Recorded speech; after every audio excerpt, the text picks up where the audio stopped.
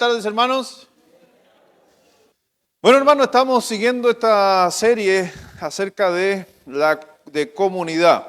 ¿Ya? Y le dije en la mañana a los que estuvieron participando en la mañana, si tienen la oportunidad de poder ver el sermón del domingo pasado en la noche, para que puedan entender el contexto de lo que estamos tocando, va a ser grato. Ya en la mañana estuvimos hablando acerca de cómo justamente como comunidad tenemos que unirnos para poder ganar a la gente afuera. Es necesario que empecemos a desarrollar ese afecto entre nosotros y estar trabajando y tener la oportunidad de juntarnos, que no hayan esos celos. Hoy día vamos a hablar un poquito acerca de eso, de que no hayan celos porque yo me junto con alguien o porque haya un grupo, y a veces la gente lamentablemente tiene el concepto de adueñarse de las personas, donde hay que entender que cada grupo se conforma en base a afinidades. Algunos que son más buenos para algo se juntan con ese tipo de personas, o que tienen un cierto lenguaje o cierta comunicación, o hay cosas en común. Pero hoy día, por ejemplo, cuando terminé de enseñarse, me acercó una persona y me dijo: pastor, la próxima vez que cuando vayan a pescar, invíteme, me encanta pescar. Y era una hermana de la iglesia. Entonces, para mí yo dije, wow, mira que es diferente. Cuando me dicen, uno está pensando en alguien que le guste, una hermana me dijo, me encanta pescar y me gustaría que si me invitan vaya. Y por último, si no me quieren llevar, déjenme afuera friendo el pescado.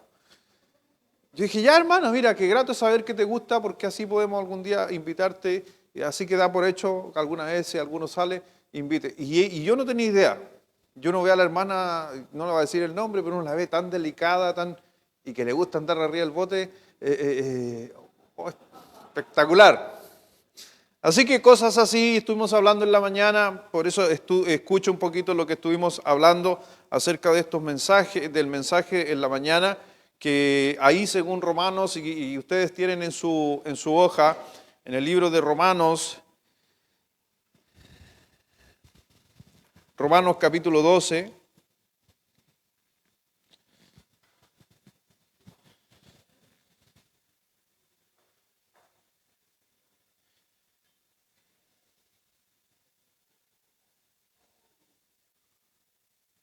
Romanos 12, versículo 5, leemos todos juntos en esta noche. Romanos 12, versículo 5. Todos juntos dice así a la cuenta de 3, 1, 2 y 3.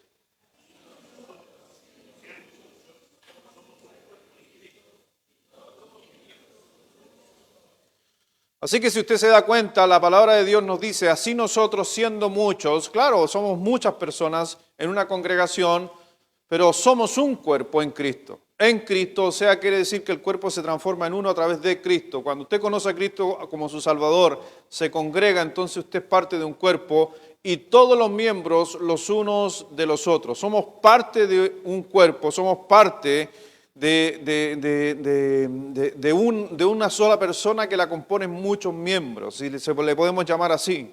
Y realmente Dios nos llama a estar unidos, que es lo que Dios siempre ha querido. Con hermano Hugo siempre hemos tocado ese tema en muchas conversaciones, que es tan importante que la iglesia entienda lo que es la unidad, porque inclusive Dios se presenta en unidad hablando de 3 en 1.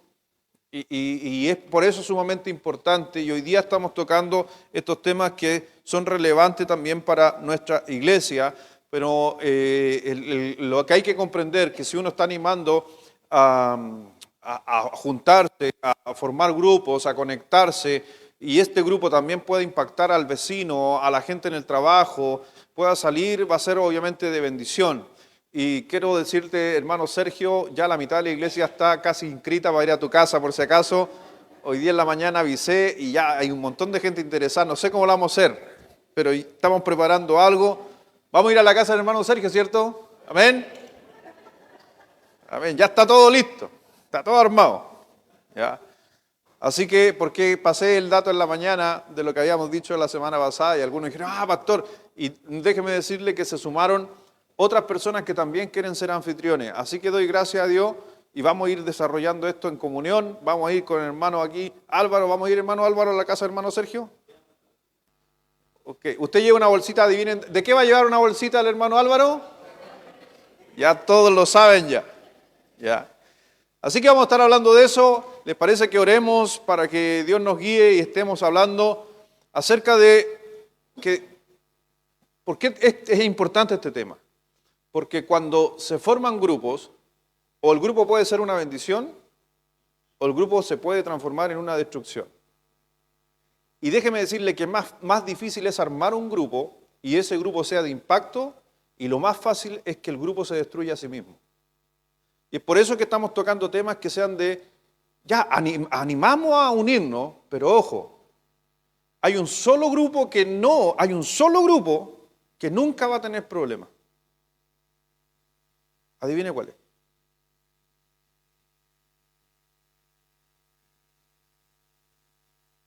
El grupo de los que murieron. Esos no tienen problema.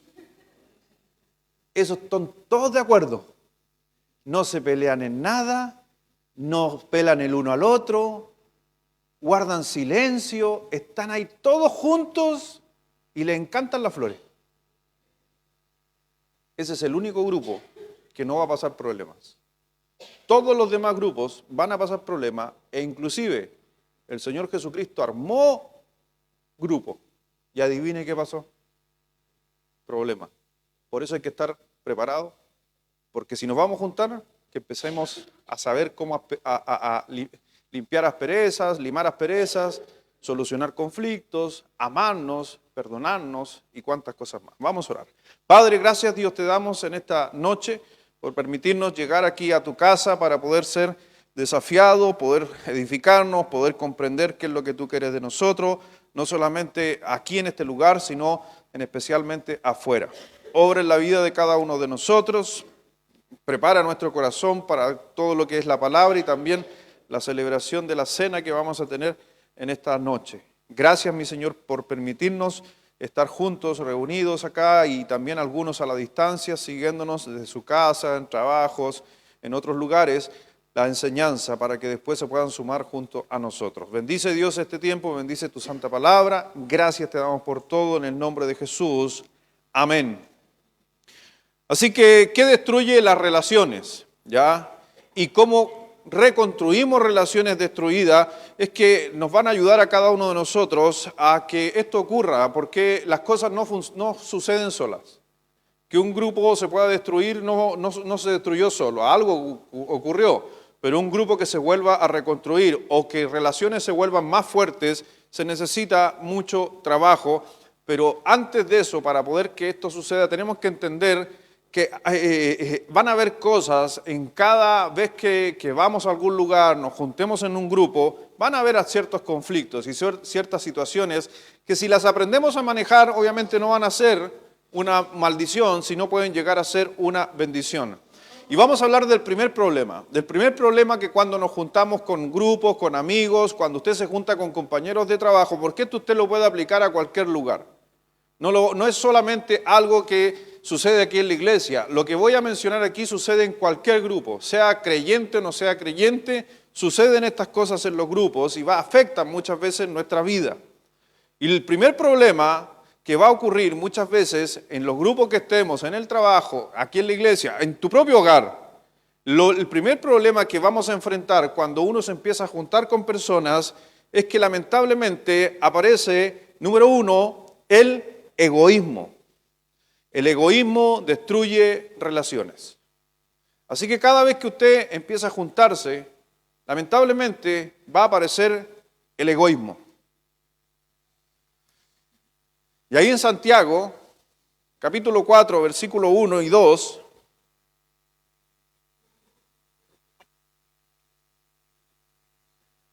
nos dice así la palabra de Dios: ¿de dónde vienen las guerras y los pleitos entre vosotros? ¿No es de vuestras pasiones las cuales combaten en vuestros miembros? ¿Codiciáis y no tenéis? ¿Matáis y ardéis de envidia? Si usted se da cuenta, nos dice, es una lucha interna que tenemos. Matamos y ardemos de envidia y no podéis alcanzar, combatís y lucháis, pero no tenéis lo que deseáis porque no pedís. Así que si tú te das cuenta, es muy sencillo que las relaciones se socaven producto del egoísmo. Y esto puede ser inclusive en el matrimonio. ¿Sí o no? ¿Hay egoísmo en el matrimonio? Muchas veces. Cuando empieza a entrar el egoísmo en las relaciones, sea con quien sea, y en especial en grupos, con tus parejas, el egoísmo con la familia, realmente van a haber conflictos en nuestra vida. Cuando iniciamos una relación, sea la que sea, se ha dado cuenta que cuando se inicia una relación, ¿es una relación codiciosa o es una relación generosa? Cuando se inicia una relación, ¿es generosa o no? Sí, toda relación, todo grupo, todos los que a lo mejor quieran juntarse con alguien, al inicio de toda relación, todo es generoso. Pero lamentablemente el hombre, por su naturaleza, la naturaleza del yo, somos egoístas, que empieza a florecer el egoísmo. Y es una lucha que tenemos que enfrentar cada uno de nosotros. Por eso mientras más te acercas a un grupo y quieres relacionarte con mayor fuerza, el inicio va a ser muy generoso, pero con el tiempo se puede volver codicioso. Y lamentablemente el egoísmo, en cuanto a eso, destruye las relaciones. Yo siempre, a veces yo pienso en mis hijos o en personas, cuando uno está, un joven recién enamorado, me acuerdo de mi vida también, y si mi suegra, allá está mi suegrita, por si nadie la ve, pasa inadvertida hasta allá, se mezcla entre la gente mi suegra, así que no van a saber quién es.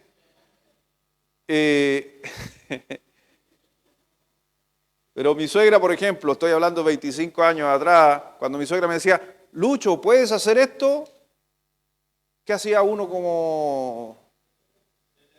Estábamos dispuestos a ir a la punta del cerro si la suegra nos pedía. Pero a medida que vamos creciendo, a veces ya no estamos dispuestos a hacer tantas cosas. O cuando me casé, mi señora me decía, ¿podemos hacer esto? Claro, mi amor, vamos. Y hoy día cuando le decimos, hagamos esto, no, estoy cansado, no, es que no, anda tú sola. Cambiamos. Y esto no es que a la gente tiende a pensar que se nos fue el amor, no pasa por el amor, pasa simplemente porque donde las relaciones crece, empieza a aparecer también la confianza de decirnos las cosas, y esa confianza se confunde muchas veces con el egoísmo propio. Es mi egoísmo, es que a mí no me interesa, es que yo no quiero. Si tú quieres, hazlo, pero yo no quiero. Pero antes, cuando no había esa confianza, estábamos recién conociéndonos, somos sumamente generosos. La naturaleza, respóndanme ustedes, ¿la naturaleza humana es ser egoísta o no es ser egoísta? Es por naturaleza. La mayor parte del tiempo, ¿en qué estamos pensando?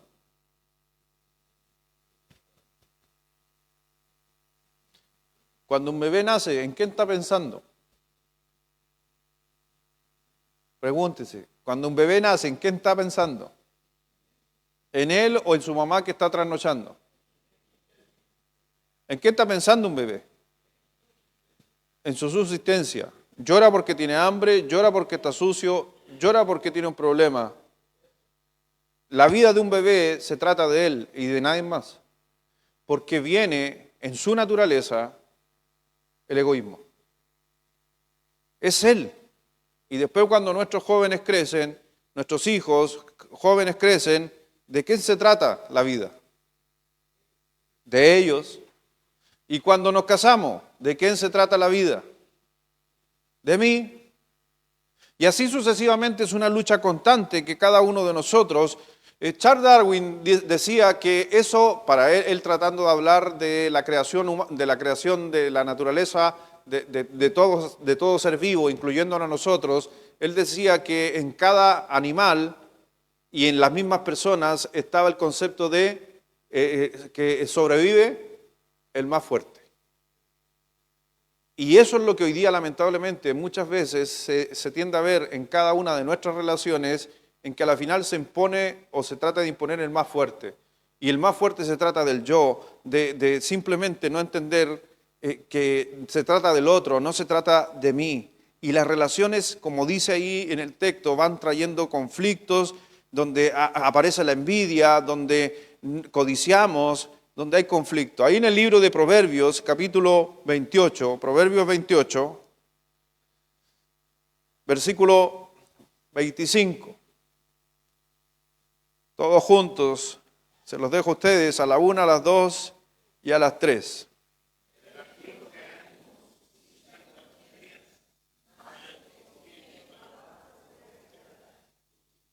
El altivo de ánimo suscita contienda, mas el que confía en Jehová prosperará. O sea, siempre el altivo de ánimo suscita contienda. Siempre nuestra naturaleza va lamentablemente a ser movida a tener contienda. Entonces, si el egoísmo destruye las relaciones, ¿qué podría construir una relación? Si el egoísmo destruye una relación, ¿qué podría construir una mejor relación? La generosidad, solución. La generosidad en el ítem, o no ítem, sino en la rayita desde el ítem 1. La generosidad las construye. ¿Usted quiere tener buenos amigos? Sea generoso. ¿Quiere hacerse de más amigo? Y ojo, van a decir, no, es que algunos van a llegar por... No importa. Yo conozco gente que llegó buscando por interés algo y terminó siendo uno de los mejores amigos.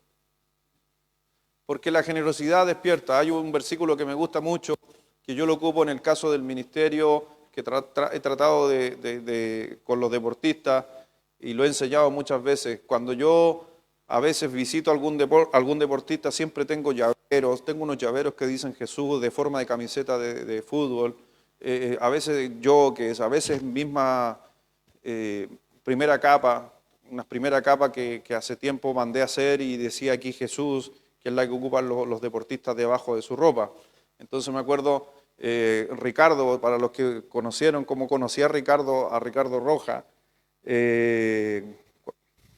yo estaba parado afuera del estadio y me acerqué y le regalé, me acuerdo, un CD que tenía varios mensajes de deportistas cristianos del mundo. Después un día le regalé otra cosa. Y él un día yo le dije, un día le pedí que contara su testimonio en una conversación que teníamos con otras personas. Y él dijo, yo no tenía idea, me dijo, a mí lo que me impactó que había un hombre que estaba ahí, parado, que no conocía y se me acercó y me regaló algo. Y no tenía idea por qué me regaló esto, querrá algo de nosotros, pero cuando me di cuenta que él solo regaló cosas, me llamó la atención. Y después la segunda vez cuando lo vi, ya no me llamaba la atención porque me dio un regalo, ya era alguien conocido. Y la tercera vez me volvió a regalar algo y ya era parte del común y ya entré a saludar y después establecimos una relación. ¿En qué me basé yo para hacer eso? Y cada vez que voy a algún lugar, visito a un pastor, le regalo algo a alguien. Hay un pasaje en la Biblia, no me recuerdo el versículo, alguno quizás lo voy a googlear, pero dice que la buena dádiva ensancha el corazón. La buena dádiva ensancha el corazón. Si usted quiere que alguien realmente se acerque a usted sin conocerlo, regálele algo. ¿Ha visto en las películas de los americanos cuando llega una persona nueva al barrio? Aparece una vecina con un queque, con una tortita. Abre el corazón cuando tú das a alguien. Entonces, son cosas que uno va aprendiendo y yo te digo, lo que puede construir una relación justamente es la generosidad. Así que todos los que vamos a llegar donde Sergio vamos a ser generosos. ¿Amén? Con Sergio, ¿amén? Para que nos asuste. En Filipenses capítulo 2, versículo 4.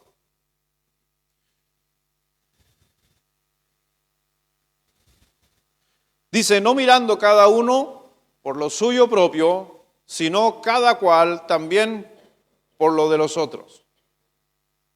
Es importante, sumamente importante pensar en el otro.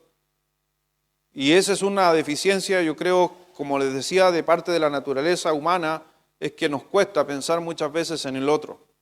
Porque la generosidad no solamente transforma una relación, sabe que la generosidad también transforma a la persona. Cuando usted es generoso, ¿Ha conocido gente quizás media pesada y usted por el hecho de tratarla bien cambió totalmente? Y eso lo hace Dios, por el solo hecho de que usted está haciendo algo que va contra la naturaleza humana. Quiere decir que es sobrenatural, o sea, se está dejando llevar por la obra del Espíritu Santo en su vida. Y podemos ser generosos. A veces, lamentablemente, no queremos crear áreas de generosidad, pero necesitamos tener áreas de generosidad. La Biblia dice que tenemos que ser generosos con nuestra familia, primeramente los de tu casa y también después tu familia de la fe y después el mundo. Dios nos llama a ser generosos a cada uno de nosotros. Entonces, mi hermano, ¿cómo yo puedo desarrollar mi generosidad? Busque gente para reunirse y practicar la generosidad. También una forma de ser generoso es que si tú ya te relacionas con un grupo o dos grupos o tres personas, sé generoso invitando a otra pareja o a otro matrimonio o otro joven que tiene en común algunas cosas contigo y hace la parte de ese grupo. Eso es ser generoso también. Porque a veces los grupos pensamos o las amistades que tienen entre ustedes, la codicia es, no, él es mi amigo, así que yo no lo comparto con nadie. Eso es codicia. Eso no es ser generoso. No, nuestro grupo es cerrado, no puede entrar nadie más.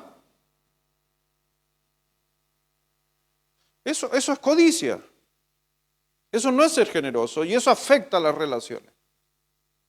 Así que tenemos que hacer aquello, de aceptar gente, de poder estar participando en algunos grupos donde yo pueda ser de bendición también. En el libro de Gálatas capítulo 6, versículos 7 y 8, por favor, Gálatas 6, 7 y 8, ahí en su hoja solo aparece el 8, ¿cierto? Sí, pero en Gálatas 6, 7 y 8,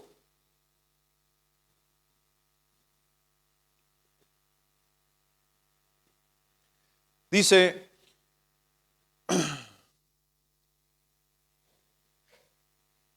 siete, dice, no os engañéis, Dios no puede ser burlado, pues todo lo que el hombre siembra o sembrare, eso también segará. Versículo 8. Porque el que siembra para su carne, de la carne segará corrupción. Mas el que siembra para el Espíritu, del Espíritu segará. Si usted se da cuenta, cuando miramos esos textos, este pasaje habla sobre la importancia de sembrar. Y el que siembra escasamente, el pasaje te está diciendo que tienes que sembrar mucho o sembrar poco. El pasaje no te está diciendo si tienes que hacer uno o lo otro. El pasaje te está diciendo que hay una ecuación ahí. Si tú eres muy, muy generoso en todo aspecto, espiritual, emocional, monetario, como seas, vas a generar mucho. Dios bendice. Entonces la generosidad ayuda mucho a construir relaciones. Pero cuando hay poca generosidad en los grupos, en nuestro matrimonio, en nuestras relaciones con nuestros hijos o aquí en la iglesia, simplemente lo que está haciendo es destruir una relación. Así que vemos justamente la causa o las consecuencias que trae. Por eso el Señor dice ahí en el mismo Gálatas capítulo 5, versículo 16, la palabra de Dios dice, digo pues, andad en el Espíritu. Y cuando uno anda en el Espíritu, ¿siembra poco o siembra mucho? Mucho. Entonces, ¿va de la mano el ser generoso con la espiritualidad? Totalmente. Si usted se considera un hombre espiritual o una mujer espiritual, debe venir a ser generoso en su entorno, en sus grupos. Y si no lo ha hecho, desarróllelo. Porque si no, muchas veces vamos a afectar las relaciones. Porque sembrar, mi hermano, el sembrar es respuesta a una obediencia a Dios. Dios nos llama a ser generosos. ¿Y sabe por qué? Porque fuimos hechos a su imagen y semejanza. Y le hago una pregunta. ¿Dios es generoso? Demasiado, diríamos, ¿cierto? Entonces tenemos que ser justamente como Él, ser generosos. Por eso estamos tocando este tiempo. Y déjeme decirle que cuando uno es generoso también, lo que se desarrolla muchas veces en nosotros es que es un proceso de crecimiento y a veces pensamos que es para el otro y es para uno. Mientras más generoso usted, usted crece en humildad. Porque no se trata de usted, se trata del otro. Y muchas veces cuando tenemos problemas de ser generosos, tiene que ver muchas veces con orgullo. Por eso es un proceso para nosotros. Por eso dice ahí que vivamos justamente, que andemos en el Espíritu y no satisfagáis los deseos de la carne. Segundo problema que destruye las relaciones. Número 2, el orgullo.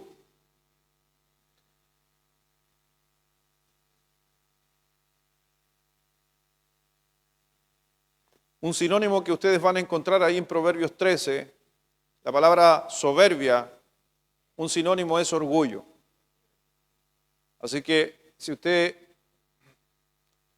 está ocupando cierta Biblia con cierta traducción, en muchos casos le va a aparecer orgullo. Aquí dice soberbia.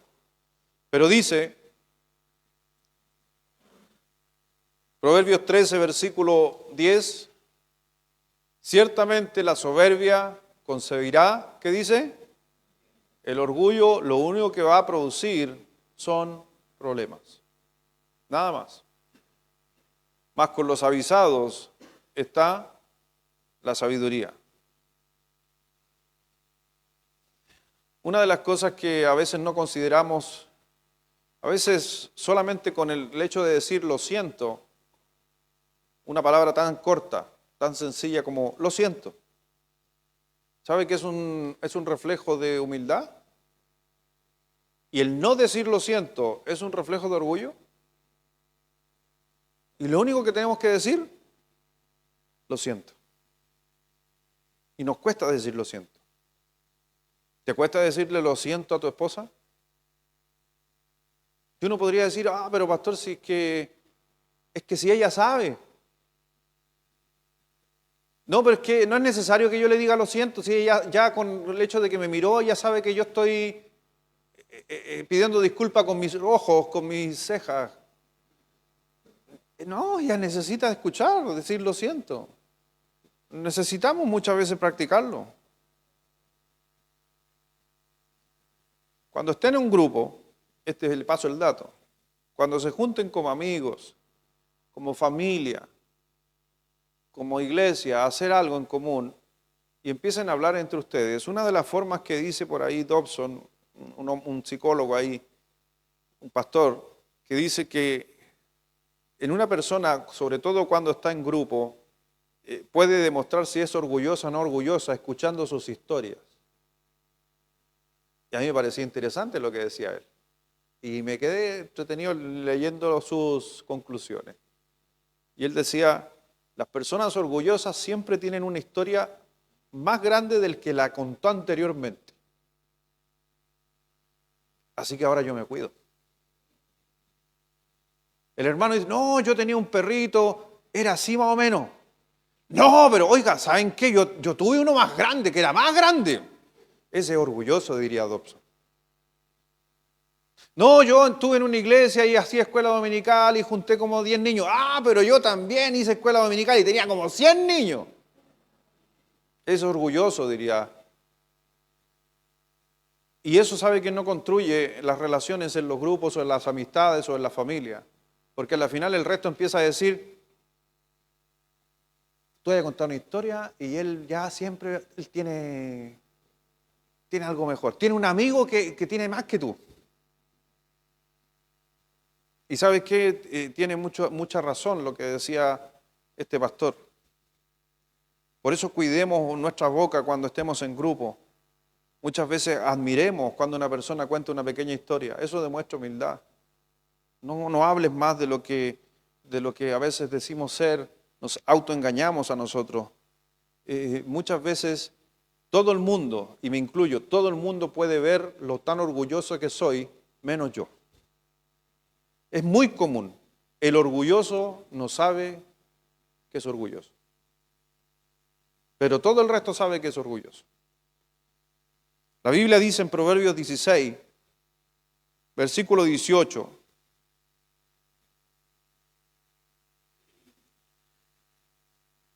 Antes del quebrantamiento, o antes de la del problema, antes de cualquier situación, ¿todo parte con qué? Con la soberbia. ¿Cuál era el sinónimo de soberbia? Orgullo. Entonces, antes del quebrantamiento es el orgullo. Antes de que ocurra un problema con tu esposa, antes de que tengan una pelea con tu esposo o tu esposa, primero partió por orgullo. Antes de que te enojes con alguien de la iglesia, no partió por el problema, partió por orgullo, orgullo.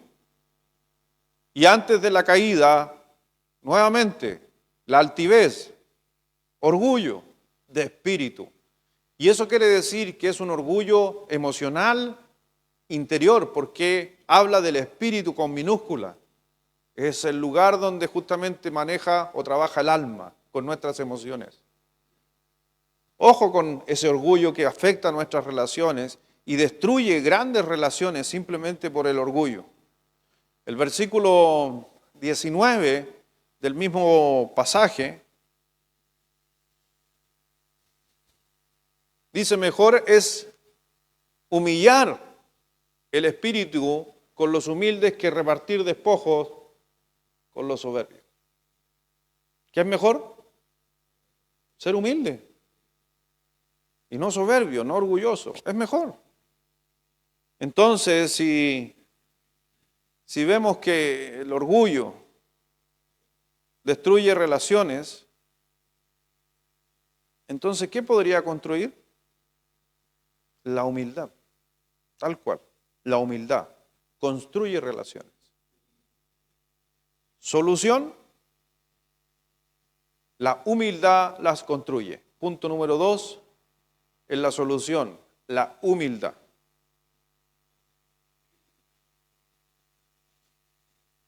En Primera de Pedro, capítulo 3, versículo 8. Finalmente, sed todo de un mismo sentir. Ese es el deseo que estaba planteando Dios a través de Pedro a cada uno de nosotros. Finalmente, sed todo de un mismo sentir, compasivos, amando fraternalmente, misericordiosos, amigables. Así que realmente esto, lo que Dios demanda, es un gran modelo y un bonito modelo que podríamos desarrollar en nuestras relaciones. A ser compasivos en los grupos, a ser compasivos cuando nos tengamos reuniones familiares, amarnos fraternalmente, ser misericordiosos de seres queridos, amigables con la gente que nos rodea. En otras palabras, vivir en armonía. Es lo que Dios nos demanda. Es tener ese tiempo donde podamos construir grupos en nuestra vida que nos rodean, compañeros de trabajo, jefaturas y tantas cosas más que nos rodean, que nosotros, siendo diferentes, podríamos ser de mucho mayor impacto sobre la vida de todas estas personas. Ahora, ¿es difícil ser humilde?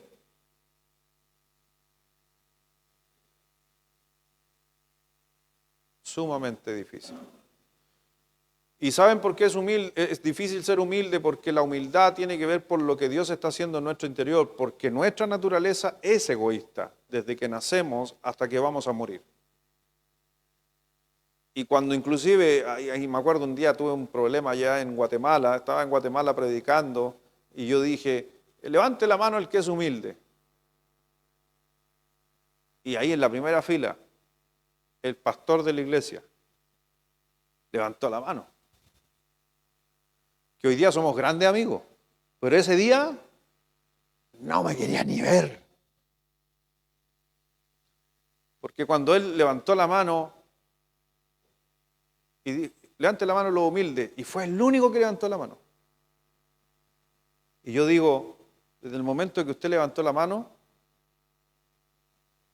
se jactó de su humildad.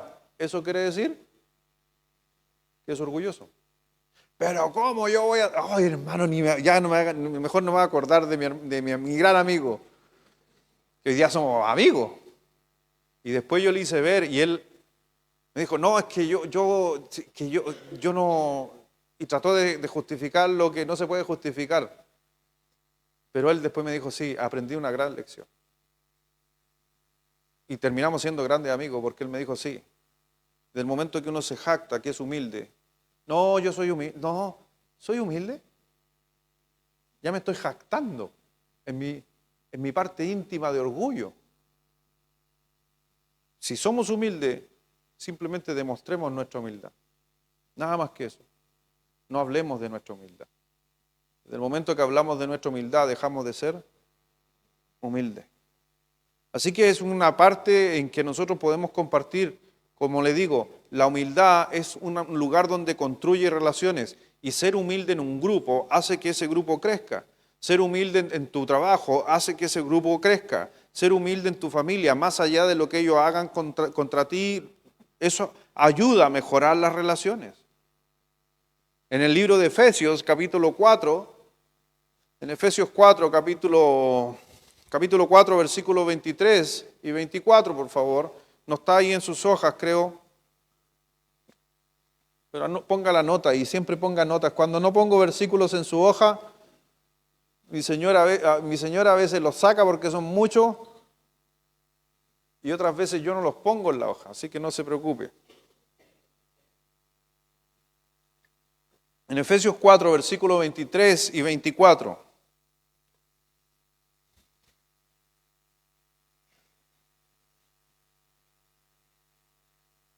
Por si acaso, ¿se puede mejorar la humildad? Sí se puede mejorar. ¿Y cómo podemos ser más humildes? Solamente lo único que yo puedo ver bíblicamente es lo que nos dice Efesios 4. La única manera de ser humildes y crecer en humildad es que Jesucristo tome el control de nuestros pensamientos, de nuestro actuar, de nuestro cuerpo, de todo, mi hermano. Y es la única manera de ser humilde, porque Él lo fue. Y es la única manera de poder salir airioso, de llegar justamente a ser humilde, va a ser imitando al Señor Jesucristo en todo pensamiento y acción. Dice en Efesios 4, versículos 23 y 24, parte diciendo, renovados en el espíritu de vuestra mente. Tenemos que cambiar, renovar. Ahora sabemos que la renovación del espíritu viene a través de la palabra de Dios. Pero después en el versículo 24 dice, y vestíos del nuevo hombre creado según Dios en la justicia y santidad de la verdad. ¿Y qué es lo que es verdad? Cristo. Yo soy la verdad. Yo soy la verdad, dijo Cristo. Y lo que tenemos de Cristo más cercanos, ya que Él no está presencialmente como hace 2000 años atrás, y ahí vamos a lo que dijeron algunos de ustedes, es la palabra de Dios. Vivamos y hagamos lo que nos dice la Biblia, nos va a mantener mucho más humildes de lo común que la gente muchas veces se puede mover a nuestro alrededor.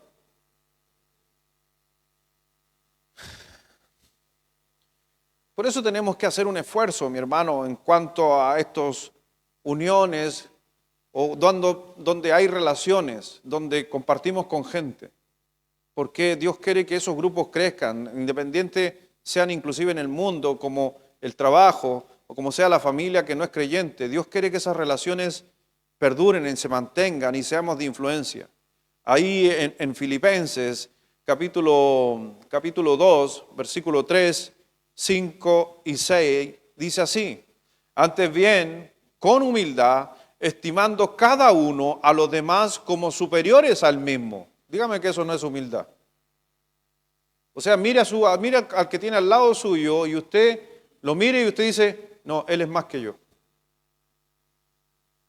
El que está atrás mío es más que yo. El que está delante es más que yo.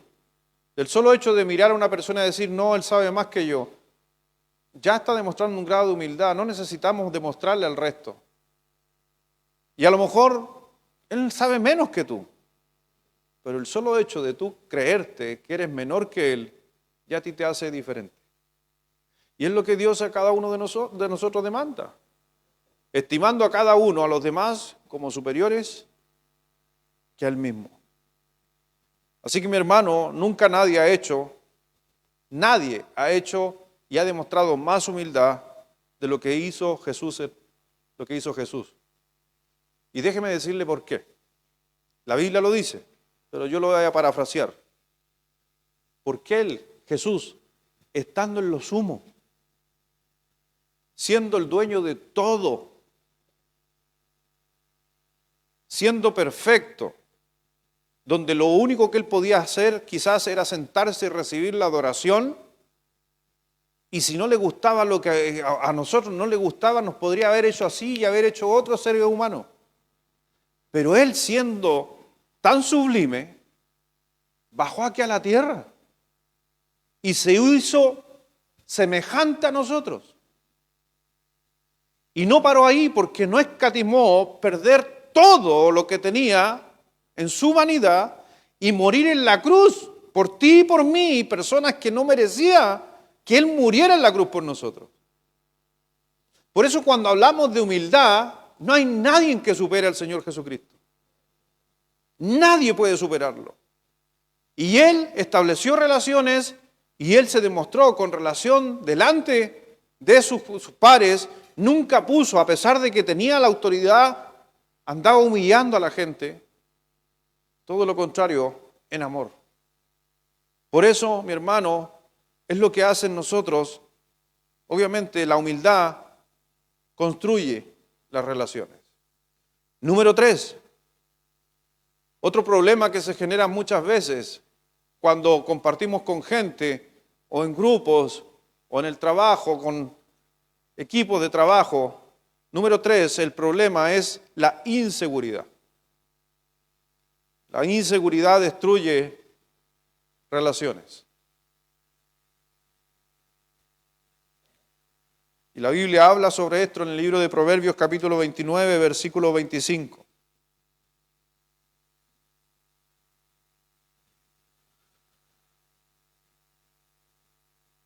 Dice, el temor del hombre pondrá lazo, mas el que confía en Jehová será exaltado.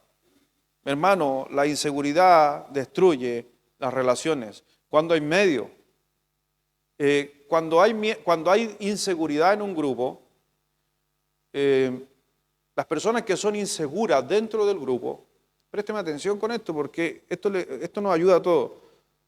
Cuando hay inseguridad de parte, no del grupo entero, sino de algunas personas en el grupo, es muy característico que la persona insegura controle el grupo o quieran controlar el grupo. Las personas inseguras no quieren que otros los controlen, porque la inseguridad produce miedo. Las personas inseguras en un grupo no van a abrirse emocionalmente. Las personas seguras se van a cerrar emocionalmente, porque producto de la inseguridad no quieren demostrar lo vulnerable que son. Estoy hablando de cosas que la Biblia respalda y que inclusive la ciencia a través de algunos psicólogos o psiquiatras nos podrían decir, sí, totalmente es así. Por eso cuando nosotros no abrimos nuestra vida, nuestra emoción en un grupo, si yo estoy conversando con un grupo que los considero cercano amigo y hablamos las cosas sin tapujo, en el buen sentido de la palabra, y hablamos las cosas de lo que nos están afectando, muchas veces estoy demostrando un grado de inseguridad. En cambio, la persona segura abre su corazón para que otros crezcan, para que otros aprendan, para que otros vean que una persona también común y corriente sufrió y padeció cosas muy similares a nosotros. Y a veces, por nuestra naturaleza que va mezclado con nuestros temperamentos, tendemos simplemente a aumentar la inseguridad en nosotros. Entonces, es interesante que la inseguridad hace que nosotros destruyamos relaciones.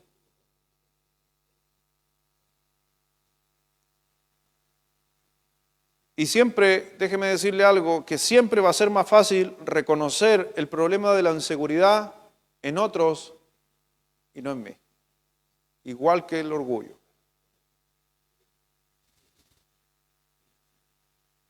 O pregúnteme a mí nomás, yo le puedo decir, ¿qué número le falta? La 3, la inseguridad destruye relaciones. Ahí no. ¿Ve que le mandé un amigo?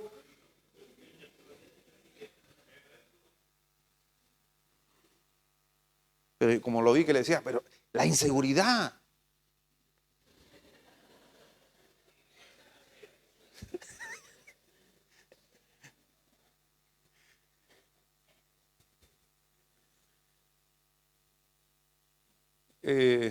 Una frase que tengo anotada acá, la inseguridad detiene la intimidad. La inseguridad detiene la intimidad. Y eso es en todo sentido. Cuando hay inseguridad no abro mi corazón, no abro mis penas. Me quedo callado, no quiero relevar. Cuando soy inseguro no quiero ayuda, porque si busco ayuda se van a enterar de lo que me está pasando. Cuando vemos en el libro de Génesis, el primer hombre sobre la tierra, en Génesis capítulo 3, versículo 10. El otro día no sé con quién estaba hablando. ¿Con quién estaba hablando? Hice esta pregunta, en una trivia. No me acuerdo si fue aquí o fue en algún lugar conversando este tema. Y yo le decía, ¿cuál fue el primer sentimiento que tuvo el hombre producto del pecado?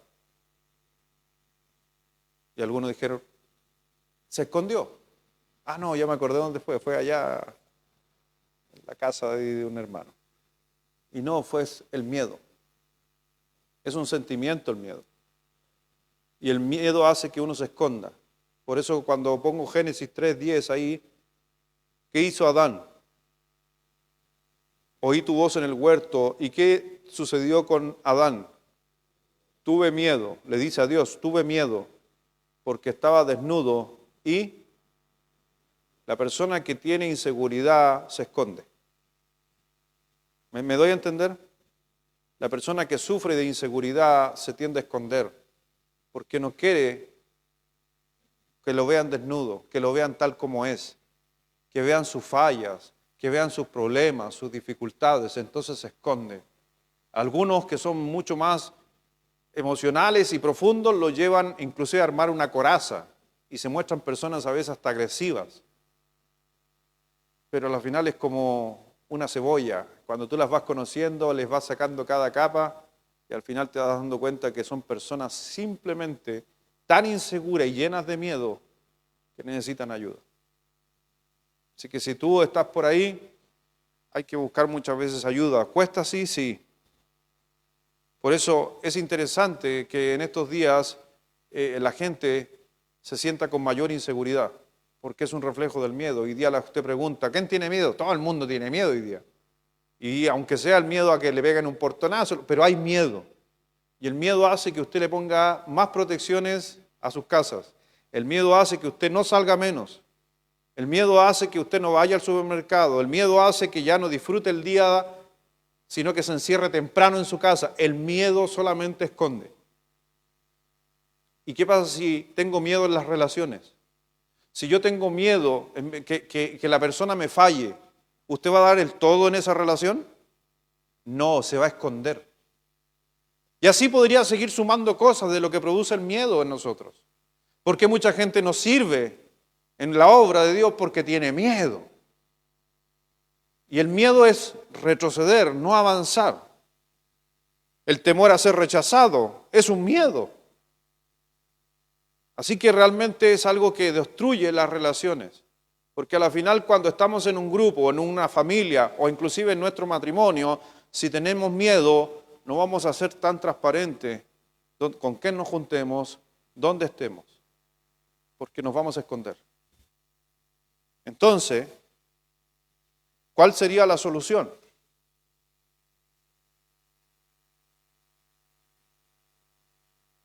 Bien, ¿quién dijo el amor? Muy bien, porque el amor echa fuera el temor. Me dijiste otro versículo, pero no importa, la asuntaste a la primera. Porque el amor echa fuera el temor. El amor construye relaciones, hermano. Esa es la solución. El amor construye relaciones. La inseguridad destruye las relaciones, pero el amor construye las relaciones. Si usted está inseguro de alguien, ámelo más. Pastor, ¿cómo me dice eso? Pastor, estoy lleno de inseguridad con mi esposo. Ámelo más. Pero ¿cómo lo voy a amar más si estoy inseguro? Ámelo más, porque el amor produce seguridad. ¿Está inseguro de algún hermano? Ámelo más. ¿Está inseguro de mí? Ámeme más. Eso construye relaciones. Pero si usted quiere destruir la relación, ámelo menos. En 1 de Juan, capítulo 4, versículo 18.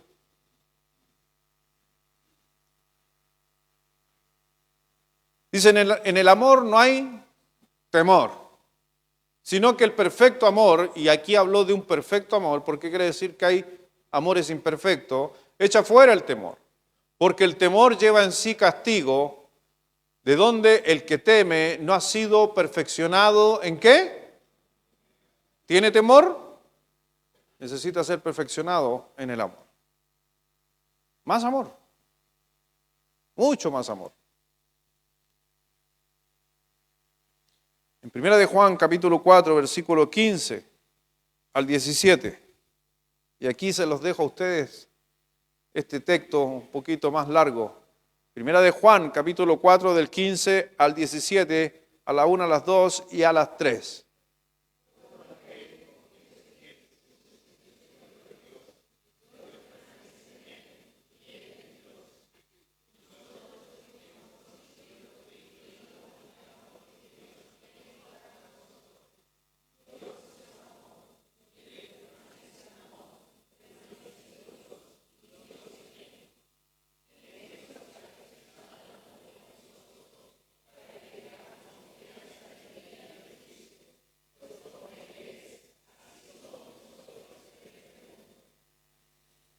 Amén.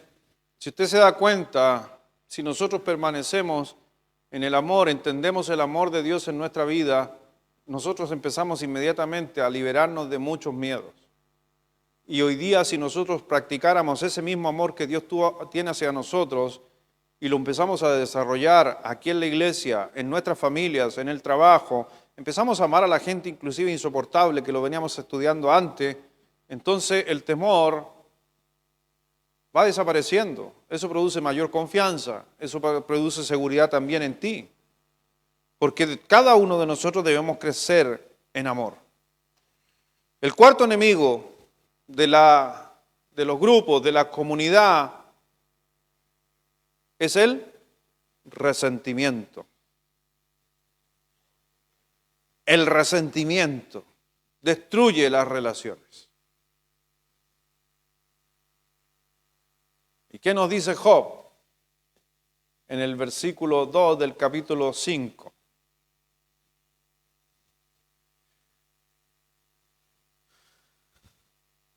Es cierto que el necio mata la ira y el codicioso consume la envidia. ¿Le puedo leer en una traducción moderna? Yo ocupo muchas traducciones por si acaso cuando hago estudio. Les recomiendo, si a usted le gusta estudiar la palabra de Dios, y a veces leo un versículo o tenga una o dos traducciones. Ayuda muchísimo y es lo que hago yo. Y por eso que puse la anotación de esta traducción aquí, dice, ¿alguien tiene una Biblia NBI aquí? ¿La puede leer fuerte, Sergio?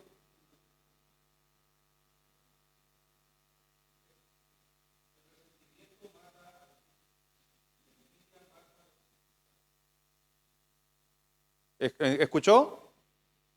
¿La escuchó? Hermano Álvaro, ¿escuchó? No escuchó, ya. Nuevamente, fuerte. Escuche lo que va a decir el hermano allá atrás.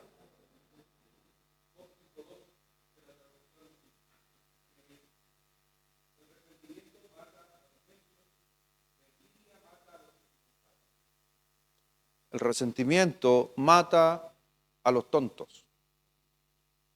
El resentimiento es de necios.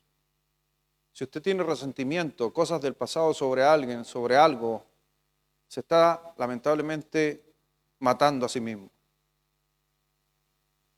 ¿Me escuchó o no? ¿no sería una eutanasia? ¿El resentimiento? ¿No nos estamos matando por resentimiento? El resentimiento mata a los necios, la envidia mata a los insensatos. Mi hermano, a veces pensamos que el resto no se equivoca. Déjeme decirle que todos cometemos errores. Todos pecamos. Yo peco, tú pecas. Todos lo hacemos. Yo no soy perfecto. No califico, por si acaso, y a lo mejor usted también tiene que entenderlo, que usted ni yo califico al estándar de Dios. Yo no llego. Por eso cada ser humano crea sus propios estándares, ¿sí o no? Por eso tu estándar moral es muy diferente a mi estándar moral. Y es por eso que Dios, siendo tan sabio, tuvo que traer un estándar general en algunos conceptos, decir no matarás, no robarás, no hurtarás, no harás esto, para poner un estándar, porque cada uno tiene un estándar. ¿Estamos de acuerdo? Que hay estándares mucho más firmes y otros no son tan firmes. Hay algunos estándares que, pues, a ver cómo les podría decir, navegan en una mitad entre la ética y lo correcto y lo incorrecto. Que éticamente no es correcto, pero tampoco es malo. Y cada uno de nosotros hay estándares. Y Dios nos dejó también algunos estándares también en su Biblia. Pero déjeme decirte que ninguno va a llegar nunca al estándar que Dios tiene. Es por eso que somos imperfectos y por eso es que tuvo que morir Cristo por nosotros. Debido a que todos somos imperfectos, entonces hay que entender que por qué vamos a tener resentimiento si realmente somos imperfectos. Dios no busca eso en cada uno de nosotros. Y por lo regular, ¿sabe qué? Déjeme decirle algo, que muchos estudiosos han llegado a ciertas conclusiones y dicen que por lo regular los resentimientos que matan a las personas no son grandes cosas. Y es interesante. Casi todos llegan a la conclusión que el resentimiento que a veces levantamos o tenemos sobre alguien son pequeñas cosas que se podrían solucionar, pero las hacemos gigantes en nuestra mente. Gigantes.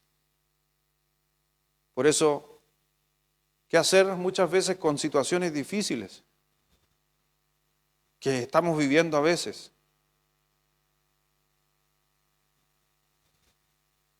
Uno ve, me acuerdo cuando estaba joven y trabajaba polinizando chirimoyos, estuve trabajando en su momento.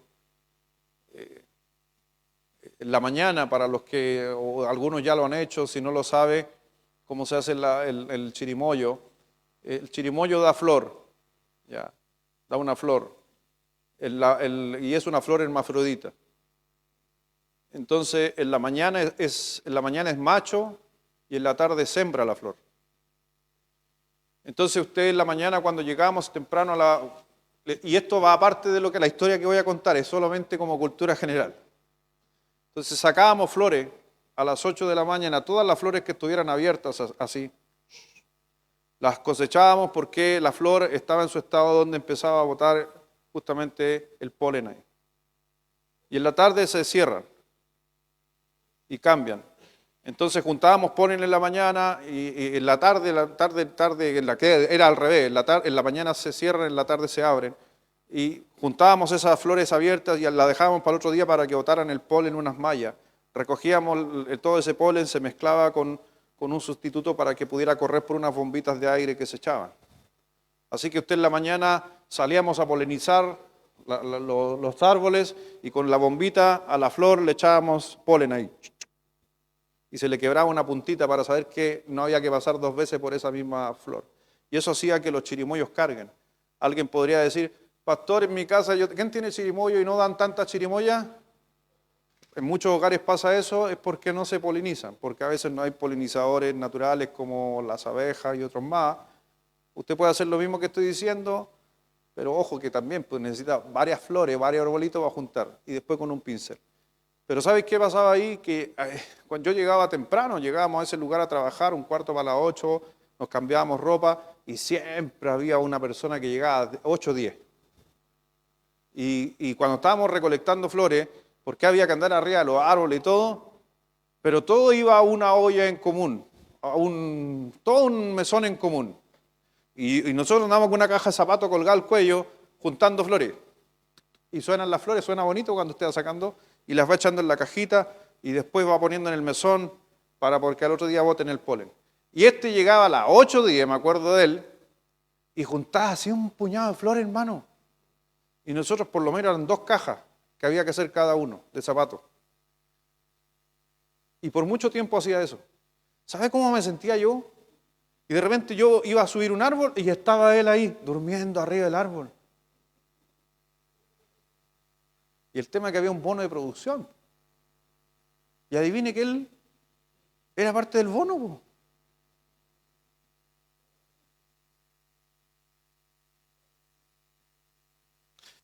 ¿Cómo se sentiría usted?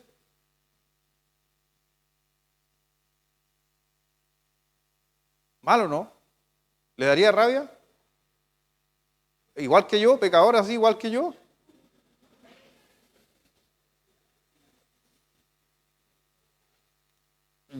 Unas ganas de ir a hablar con el jefe y sabiarlo.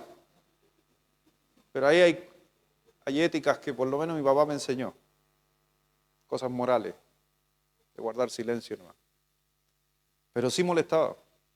Y en mí fue generando una molestia y eso fue creciendo y ya después la persona me desagradaba. Hasta que un día conversé con él y ya molesto ya que se aprovechaba. Y resulta que él tenía a su abuelito, vivía solo con su abuelito y su abuelito se amanecía en las noches producto de un cáncer que tenía. ¿Cómo me sentí? Después le decía, duerme. Nosotros hacemos la pega. Pero ¿sabe qué fue creciendo en uno? El resentimiento. ¿Y por qué? Porque no sabíamos. Porque se trata de uno. Por eso, ojo con el resentimiento. Porque a veces no sabemos qué está sucediendo en la vida de la otra persona. No sabe el sufrimiento, el dolor, lo que está sintiendo. Y nosotros sacamos propias conclusiones producto de nuestro orgullo.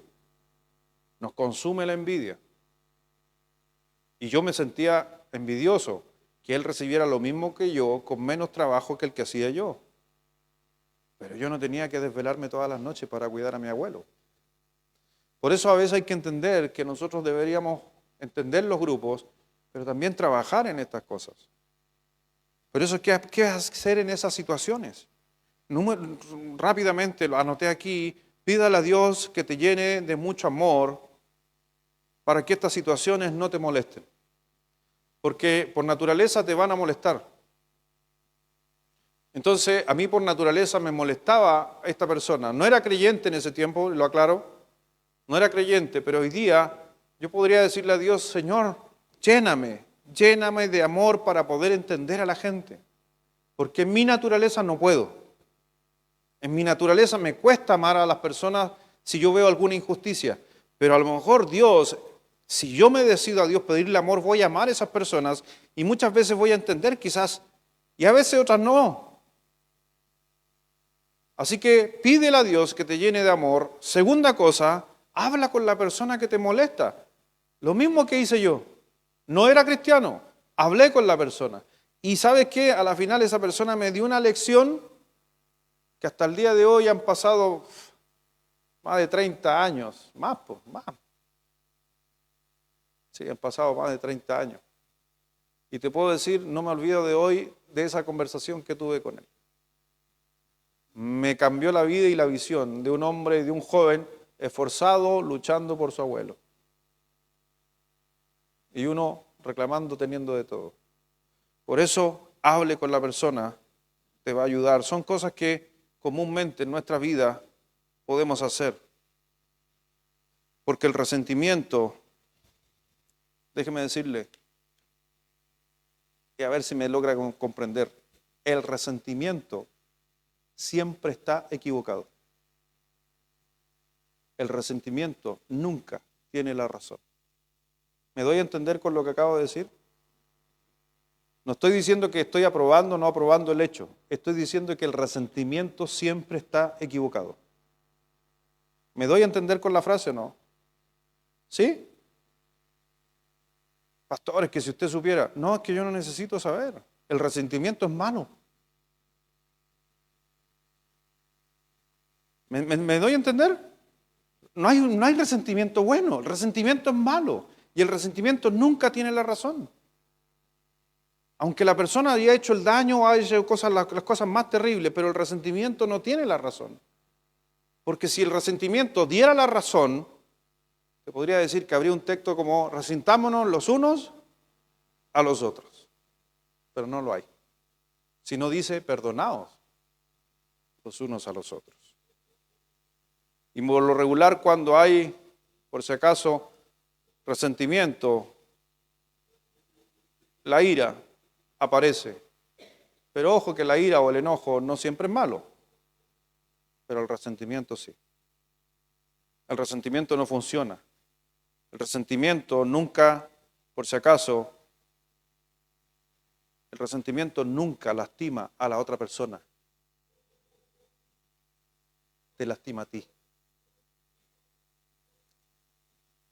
¿Tienes resentimiento conmigo?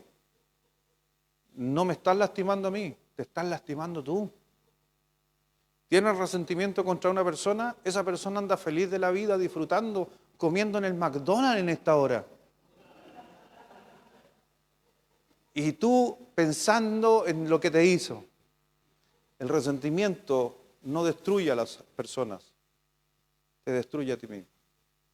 No es el plan de Dios el resentimiento. El Señor dijo ahí a través del Salmo 73, dice así, yo estuve lleno de amargura y mi corazón sentía dolor porque era un necio que no entendía. Eso es lo que nos dice el salmista.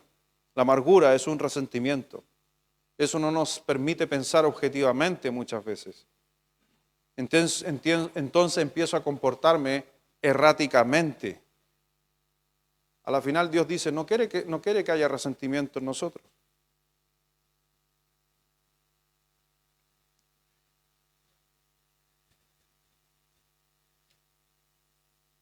Colosenses capítulo...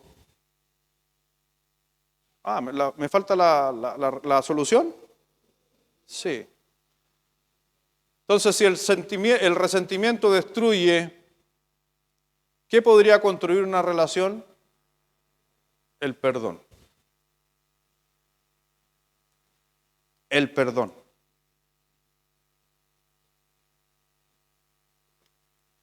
Así como el resentimiento daña las relaciones, el perdón las reconstruye. ¿Quién quiere tener 50 años de matrimonio? De los que tienen allá, la señora de negro al fondo, la de lentecito allá, ¿quiere tener 50 años de matrimonio? ¿No será mucho? ¿Quieres tener 50 años de matrimonio? Amén. Primero te sacaste el 7. Estoy bromeando. ¿Quieres tener 50 años, mi amor? Entonces tenemos que tener dosis, sobredosis de perdón. No son sobredosis de amor. ¿Me doy a entender? No son sobredosis de amor, son sobredosis de perdón. Y a veces creemos que lo que un matrimonio necesita es más amor. No, lo que el matrimonio muchas veces necesita es más perdón. ¿Sí? ¿Dios te ha amado más o te ha perdonado más?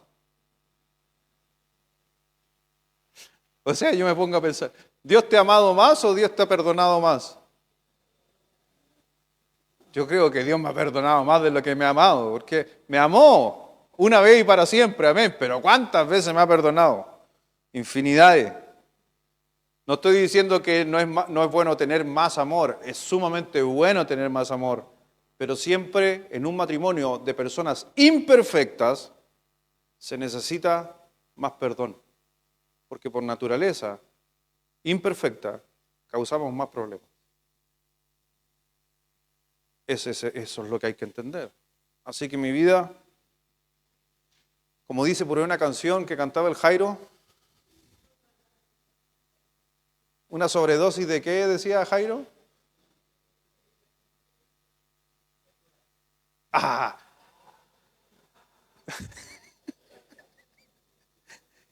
¿podría cantar el Jairo un pedacito, no?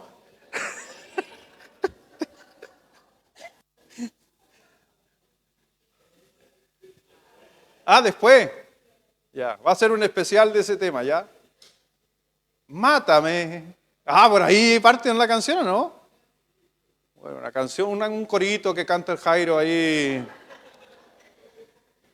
Que un día escuché a Jairo cantar por ahí. Mátame con una sobredosis de ternura. ¿Es por ahí o no? ¿Va por ahí? ¿Cuántos quieren escuchar al Jairo? Ya, vamos algún día y vamos a hacer algo con el Jairo.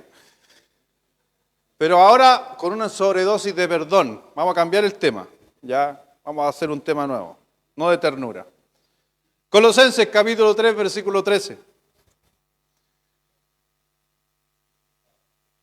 La Biblia nos dice, soportaos unos a otros y perdonaos unos a otros si alguno tuviere queja contra otro, de la manera que Cristo os perdonó, así también hacedlo vosotros. Son esos versículos que yo a veces me estoy agrandando y yo digo, no, es que yo he perdonado, es que cómo le voy a perdonar otra vez y cuántas veces me la he hecho, y de repente aparecen esos versículos y dice, y así como Cristo te perdonó a ti. Y ahí se destruye todo argumento. ¿Le ha pasado? Un montón de veces me ha pasado donde uno es duro, donde uno no quiere dar al brazo a torcer, y a la final aparece el Señor diciéndote, ¿y cómo yo lo he hecho contigo? ¿Por qué tú no lo puedes hacer? ¿Cuántas veces te he perdonado tu infidelidad, dice Dios? ¿Y tú no puedes perdonar a una persona? Ahí llegan la apuñalada interna a nuestra mente, y donde uno al final solamente nos queda decir, sí, Señor, tienes razón. Tengo que perdonar. Por eso, cuando el Señor nos enseñaba a orar, una de las cosas que incluyó en la oración era perdonarnos a nosotros y perdonar a otros que nos ofenden. Porque eso es algo que hace que Dios esté presente constantemente en nosotros si practicamos el perdón. Dice en Tito, capítulo 3, versículo 3. Ustedes tienen del 3 al 7, ¿cierto? A ustedes les gusta leer más la Biblia. Pero en Tito 3, porque nosotros también éramos en otro tiempo. ¿Cómo éramos en otro tiempo? Insensatos, rebeldes, extraviados, esclavos de concupiscencia y deleites diversos, viviendo en malicia y envidia, aborrecible y aborreciendo unos a otros. Ahí nomás, ¿quién diría si pasáramos esa lista? Presente, profesor.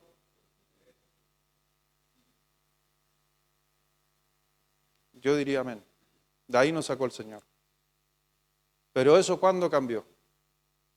Pero cuando se manifestó la bondad de Dios, nuestro Salvador, y su amor para con los hombres, ¿qué sucedió en nosotros? Nos salvó.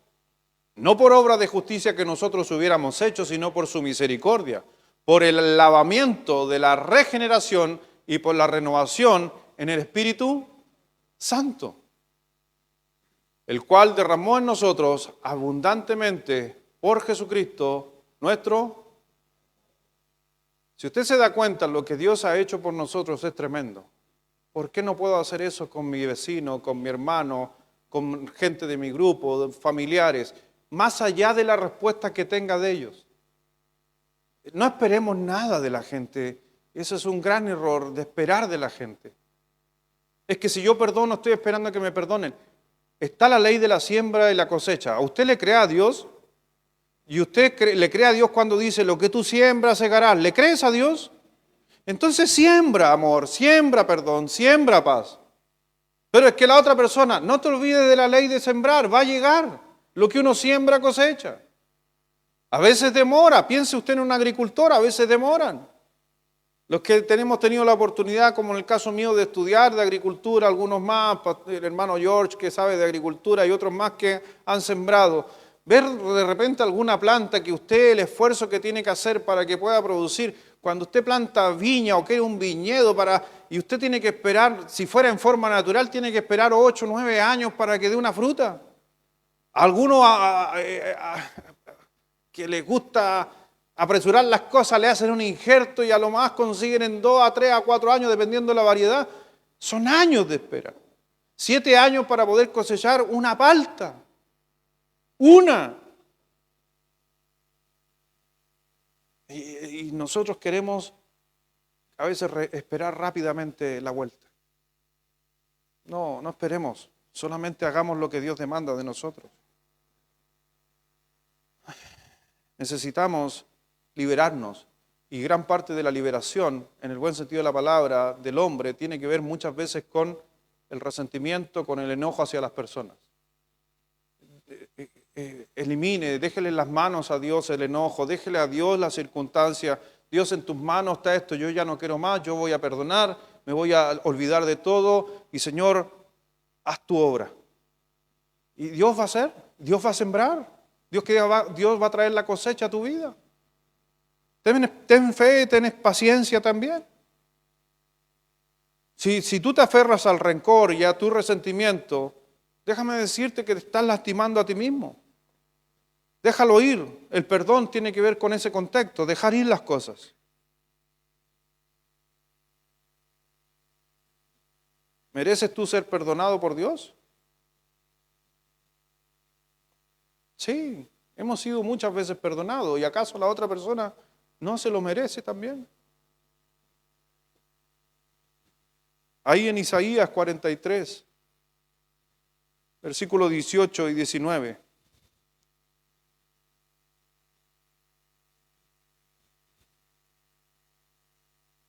Dice, no os acordéis de las cosas pasadas, ni traigáis a la memoria las cosas antiguas. He aquí que yo hago cosa nueva. Otra vez abriré el camino en el desierto y ríos en la soledad. Precioso texto, ¿no? Es hermoso el texto. Deja las cosas del pasado. Dios va a abrir nuevos caminos. Dios va a hacer que lleguen ríos a la soledad. Por eso, mi hermano, hemos visto en esta noche 4 antídotos que nos pueden ayudar a quitar cosas que son incorrectas. Dentro del resentimiento, la inseguridad, el egoísmo, el orgullo. Y déjame decirte que todas estas, o todos los antídotos, todos están relacionados con tu relación con Cristo. Es clave tu relación con Cristo. Por eso necesitas permitir que Jesucristo sea el Señor y sea el administrador y el jefe de tu vida. Si dejas que Él controle tu vida a través de la palabra de Dios, te aseguro que vamos a empezar a cosechar. Y yo te digo que podemos mirar a Jesucristo en sus relaciones y sus relaciones fueron genuinas. Y muchas veces en esa relación genuina también hubieron conflictos, pero nunca hubo pecado, porque se manejaban de la manera correcta, de la manera de crecer a través de un problema y no destruir. Por eso el Señor Jesucristo ha visto todas las relaciones que tanto tú y yo hemos tenido. Algunas de ellas han sido de mucho beneficio, otras a veces uno podría generar resentimiento, pero al final todo el resentimiento enreda más las cosas. Por eso lo mejor que nos queda es perdonar. Y Dios nos dijo, cuando estemos orando, cerremos nuestra puerta y en silencio le digamos, Padre nuestro que estás en los cielos, santificado sea tu nombre. Y dice más abajo, perdona nuestras deudas, como también perdonamos a nuestros deudores. Eso era una liberación en el alma. ¿Van a haber conflictos cuando nos juntemos en grupo? Siempre, por nuestra naturaleza. Pero si vivimos los antídotos de Dios, van a ser menos frecuentes. Y si hay conflicto, van a poder ser oportunidades para crecer en todo ámbito. Vamos a orar. Padre, gracias Dios, gracias Señor por tu palabra, gracias Dios por ayudarnos a poder entender lo que sucede muchas veces en nuestro entorno, partiendo primeramente con los de nuestra casa, nuestros familiares, nuestra propia familia a veces, hijos, después aquí en la iglesia y después en el entorno más afuera, en el trabajo. Dios, sabemos que somos imperfectos y que tarde o temprano nos enfrentaremos a diferencias. Pero Dios, a través de lo que tú nos enseñas hoy, es que realmente a veces todas esas cosas, como el orgullo, como la envidia, la codicia, como la falta de perdón, lo único que hace es destruirse uno a sí mismo. No en ningún momento destruimos a la persona que está al frente, al enemigo. Nos destruimos a nosotros mismos.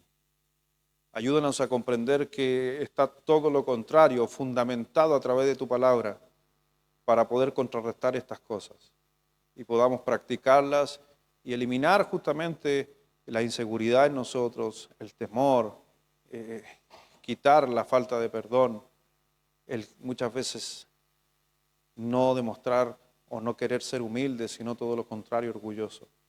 Trabaja en estos hombres imperfectos, trabaja en este hombre imperfecto para poder seguir creciendo y poder seguir haciendo lo que tú nos demandas. Pero gracias, Padre, porque hemos visto durante todo este día, desde la mañana hasta ahora, que las relaciones son sumamente importantes. Y tú nos dijiste en Eclesiastés y en otros textos que primero el hombre no fue hecho para estar solo, no es bueno. Pero también nos dice que cuando nos unimos, nos abrigamos mutuamente, nos cuidamos, nos protegemos, nos ayudamos y servimos mutuamente. Ayúdanos que así sea, Dios. Y también, Dios, si por esta noche en nuestra mente pasó alguna de estas cosas que mencionaban que están produciendo un daño en mi mente, en mi interior, queremos que tú tomes el control, Dios. Toma el control de cada cosa, Dios, en mi vida. Toma el control de mi mente y de mis pensamientos.